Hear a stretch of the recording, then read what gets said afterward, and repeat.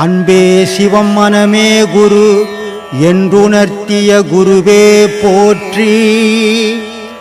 எனக்குள் இறைவனை உணர வைத்த குருவே போற்றி. இன்னொரு கேள்வியா, இது கேள்வின்னு சொல்கிறத விட எனக்கு ஒரு தெரிஞ்சுக்கணும்னு விரும்புகிறேன். இப்போது பட்டினத்தாரோட சீடர் தான் பத்ரகிரி. பட்டினத்தார சீடர் சிஷ்யர் பத்ரகிரியர். ஆமாம். அவருக்கு பட்டினத்தாரை விட முதல்ல அவருக்கு தான் சிவன் அருள் கிடைச்சி இறைவடி சேர்ந்தார். குருக்கு மிஞ்சின சிஷ்யன் குருவுக்கு முன்னே அவர் வந்து இறைவனை நாடி போனார். இதுக்கு ஏதாவது விளக்கம் இருக்கையா? சீராளன் கதை தெரியுமா உனக்கு? இல்லையா? சீராளன் ஒரு கதை இருக்குது. அந்த சீராளனுடைய தந்தை என்ன பண்ணுவார்னா, சாப்பாடு செய்தார்னா யாராவது ஒரு சிவனடியாருக்கு போட்டுட்டு தான் அன்னைக்கு அவர் சாப்பிடுவார். இது அவங்க பழக்கமாக வச்சுன்னு வர்றார். ஒரு நாள் சொல்கிறாரு, ஒரு சிவனடியார்கிட்ட போய் சொல்கிறாரு, ஐயா மத்தியானம் சாப்பாட்டுக்கு வந்துடணும், நீங்கள் இன்றைக்கி நம்ம வீட்டில் தான் நீங்கள் சாப்பிட்ணுன்றார். அப்போ அவர் சொல்கிறாரு, நான் உன் வீட்டில் சாப்பிட்ணுன்னா எனக்கு உன்னுடைய பிள்ளையினுடைய கறி வேணும் அப்படின்ட்டு. அப்போ இவர் மறந்து போடுறாரு, என்னடா இது பிள்ளையினுடைய கறி கேட்குறாரு சிவபக்தன், இது எப்படி பாவமாக இருக்குது. அதே நேரத்தில் அவர் சிவபக்தன் சாப்பிடுவாரா? ஆனால் சாப்பிடாதவர் எப்படி இதை கேட்டார் அப்படின்னு குழப்பம் வந்துட்டு அவர் சொல்கிறாரு, சரி பரவாயில்ல நான் செய்து வைக்கிறேன் வாங்கன்ட்டு மனைவியை தலையை பிடிக்க சொல்கிறார். கணவன் கழுத்தாக இருக்கிறார். இது செய்வீங்களா நீங்கள்? அதனால் இதெல்லாம் சாத்தியமில்லாத விஷயம். ஆனால் அவங்க செய்தாங்க. கழுத்தை அறுத்து கறி சமைச்சிட்டாங்க. சாப்பிட போகும்போது பிள்ளைய கூப்பிடுன்றார். யார்? சிவபக்தர். அப்போ அந்த சாதம் போட்டவர் சொல்கிறாரு, என்ன பைத்தியக்காரத்தனமாக சொல்கிறான் இந்த ஆள் தான் புள்ள கறி வேணும்னு சமைச்சு வைக்கன்னு சொன்னான், திருப்பி பிள்ளைய கூப்பிடுன்றான்னு. பிள்ளை எங்கேருந்து வரும், அவன் செத்து போயிட்டானே அப்படின்னு. அப்போ அவர் சொல்கிறார், இல்லை ஐயா புள்ள கறி தான் சமைச்சு வச்சுக்கிறேன், அவன் எப்படி வரும், நீ கூப்பிடு வாசலில் போய். கூப்பிட்டாக்கா சீராளம் வரும். அப்போது அந்த தந்தையினுடைய பக்தியை மதிக்கிறதுக்காக, அவன் நம்பிக்கையை உலகத்துக்கு தெரியப்படுத்துறதுக்காக கடவுளே அவதாரம் எடுத்து இந்த மாதிரியான வேலை செய்கிறார். அதே மாதிரி பட்டினத்தாரனுடைய சீடன் பத்ரகிரி வந்து குரு பக்தியும் சிவபக்தியும் நிறைஞ்சவர். அந்த குருவுக்கு வந்து அந்த சீடனுடைய பக்தி உணர்த்தணுன்றதுக்காக அந்த குருவும் உலகத்துக்கு வெளிப்படணும். ஏன்னா பட்டினத்தார் சாதாரணமான மகான் கிடையாது, மற்ற மகான்மால் கிடையாது. அவர் எல்லாத்தையும் தொடர்ந்து கோடிக்கணக்கில் வச்சிருந்த ஒரு அரசனை விட பெரிய பணக்காரன் அவர் வந்து துறவியானார். அப்படிப்பட்ட துறவி இந்த உலகத்துக்கு தெரியணும் அப்படின்றதுனால என்ன பண்ணார்னா, பத்ரகிரிக்கு திருவிடை மருதூரில் மோட்சம் கொடுத்தார். மோட்சம் கொடுத்தோடனே அப்போ சொல்கிறாரு பட்டினத்தார், என்னுடைய சீடனுக்கே மோட்சம் கிடைச்சிது, எனக்கு ஏன் கிடைக்கல அப்படின்னும்போது கடவுள் எவ்வளோ பெரிய அறிவாளின்றதை அங்கே காட்டுறோம். இந்த கோவிலுக்கு போக உனக்கு மோட்சம் கிடைக்குன்னு சொல்லியிருக்கலாம் கடவுள், ஆனால் சொல்லலை. இந்த கரும்புனுடைய முனை உனக்கு எங்கே தெத்திக்குதோ அங்கே மோட்சம்ட்டார். அதனால் அவர் எல்லா ஊருக்கும் போக வேண்டியதாக போச்சு. எல்லா ஊருக்கும் அவர் போகிறதுனால அவர் புகழ் உலகம் ஃபுல்லாக பரவி போச்சு. அப்போது ஒரு பக்தனுடைய புகழ் பரவணும், பக்தனுடைய செயல் உலகத்துக்கு தெரியணும்னா கடவுள் சில துன்பங்களை கொடுத்து அவனை வெளிப்படுத்துறார். அப்படி வெளிப்படுத்தின பட்டினத்தார் தான் கடைசியில் திருவத்தூரில் வந்து சமாதி ஆகிறார். அந்த சமாதி ஆகும்போது அவருடைய மனநிலை எப்படி இருந்ததுன்னு அவரே சொல்கிறார். அதை கடவுள் எப்படி இருப்பான் அப்படின்னா, ஏதோ சின்ன பொருளா அப்படின்னா இல்லைடா, அது பூமிக்கும் ஆகாயத்துக்கும் சரி சமமாக இருக்குதுடா, அப்படிப்பட்ட பொருள் அது. ஆனால் தோற்றத்தில் பார்க்கும்போது அது சின்ன சிவலிங்கமாக தெரியுது அப்படின்ட்டு சொல்கிறார். கண்டம் கரியதாம் கரும்பு கண்மூன்று உடையதாம், அண்டத்தை போன்றதாம் தொண்டருக்கு தித்திக்கும் கடல் அருகே நிற்கும் கரும்புன்றார். அப்போ திருவத்தூர் கடற்கரையில் இருக்குது ஒற்றி ஊரார் கோயில். அந்த ஒற்றி ஊரார் கோயிலில் அவருடைய சமாதி. அப்போது அந்த ஒற்றி ஊரார் கோயிலில் அவருடைய சமாதியை வந்து அடையும் போது அவருடைய மனநிலை ஆனந்த கூத்தாடிச்சாங்க. அப்படி சமாதி ஆனார் அவர். ஆனால் எல்லா மகான்களும் ஞானிகளும் சமாதிகள் அடைஞ்சாங்க. 1100 வருஷத்துக்கு முன்னே அவர் கடவுளோடு இணைஞ்சார் பட்டினத்தார். அதே மாதிரி பத்ரகிரி கடவுளோடு இணைஞ்சார், அதே மாதிரி வள்ளலார் கடவுளோடு இதெல்லாம் உலகத்தில் சாத்தியமில்லாத விஷயங்கள். மற்ற மதங்கள்லையோ மற்ற இதுகள்லையோ சாத்தியமே கிடையாது. அது இந்து மதத்தில் மட்டும்தான் சாத்தியம். காரணம் என்ன? இந்து மதத்தில் மட்டும்தான் கடவுளை அடையிறதுக்கு வழி கண்டுபிடிச்சி வச்சான். மற்றதெல்லாம் மதத்தை வழிபட வழி கண்டுபிடிச்சி வச்சான்.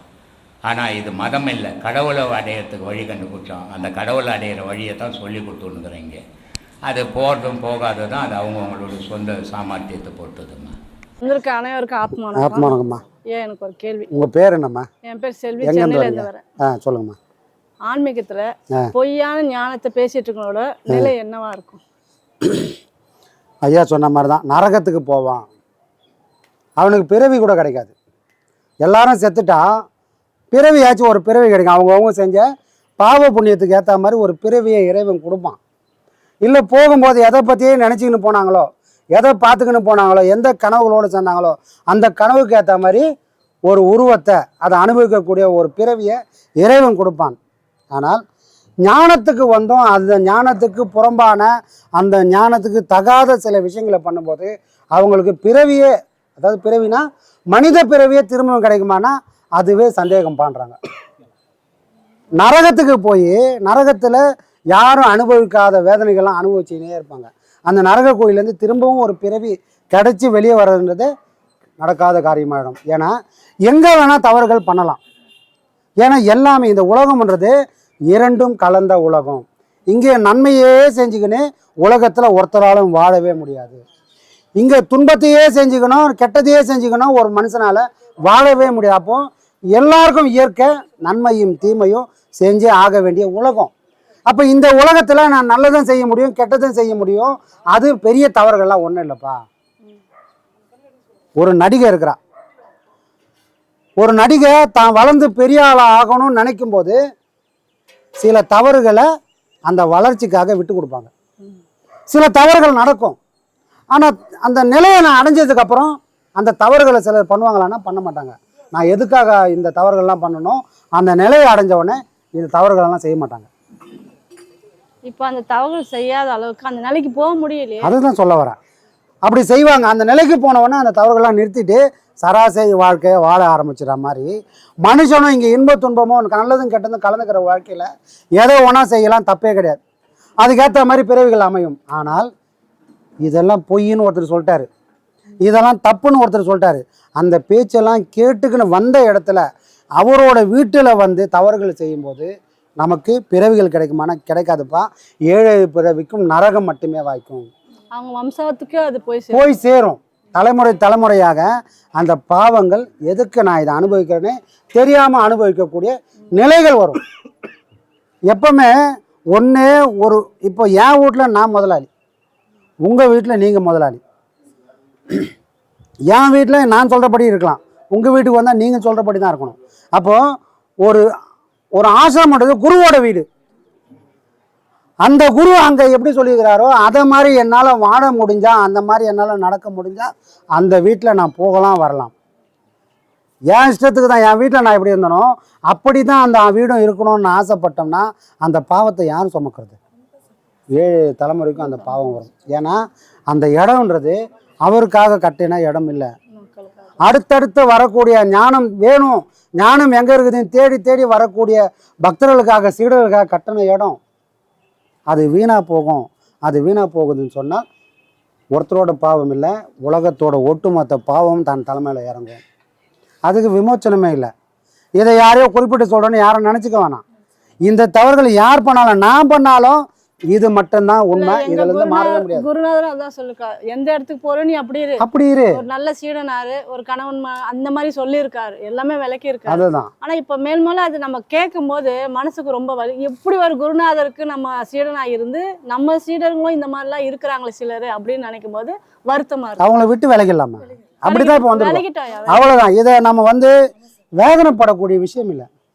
தண்ணி தண்ணியோடு சேரும், எண்ணெய் எண்ணெயோடு சேரும். ஆனால் தண்ணி எண்ணெய் கூடவோ எண்ணெய் தண்ணி கூட ஒரு நாளும் சேராது. அப்போ மனம் பிரிஞ்சிருச்சு, நாமும் பிரிஞ்சு ஆக வேண்டியது இந்த காலத்தோட கட்டாயம். ஆனால் இந்த பிரிவை நம்மளை எதை நோக்கி தள்ளுது? இப்போ நாம் வந்து எந்த சுயநலத்துக்காகவும் நம்ம ஒன்றும் சேரலை, ஒரே பொது நோக்கம்தான். குருநாதர் எதுக்காக பாடுபட்டாரோ அந்த நோக்கத்தை இன்னைக்கு நம்ம மூலியமாக செயல்படுத்தணுன்றது விதி, இது அவரோட முடிவு. அதை நாம் செயல்படுத்துவோம், நம்மளால முடியும். அதான் ஐயா வந்து எல்லா சீலும் புடம் போட்டு பிரித்து வச்சு உட்காந்துருக்காங்க. அதுக்கு தான் இந்த உதாரணம். ஆமாம், நன்றிங்க. நல்லது நல்லதுமா, நல்லதா.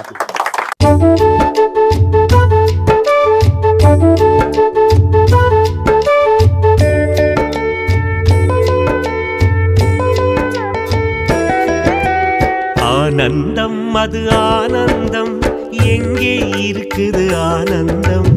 ஆனந்தம் அது ஆனந்தம், எங்கே இருக்குது ஆனந்தம்?